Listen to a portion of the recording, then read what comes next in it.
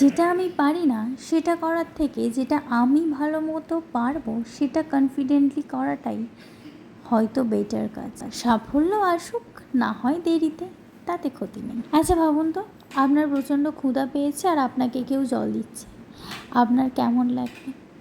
আবার আপনার জল তেষ্টা পেয়েছে, কেউ আপনার সামনে ভাত দিয়েছে, কেমন একটা অকওয়ার্ড লাগবে না? তবে ভাত ডালটা ভাতের জায়গায় ঠিক, আবার জলটা জলের জায়গায় ঠিক।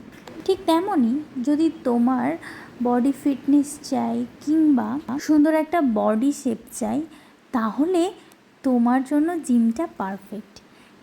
কিন্তু যদি তোমার শারীরিক সুস্থতা চাই, মানসিক শান্তি চাই, তার জন্য যোগাটা পারফেক্ট। আর যেটা তুমি শান্তিভাবে করতে পারবে সেটা তোমার জন্য সবথেকে বেশি পারফেক্ট।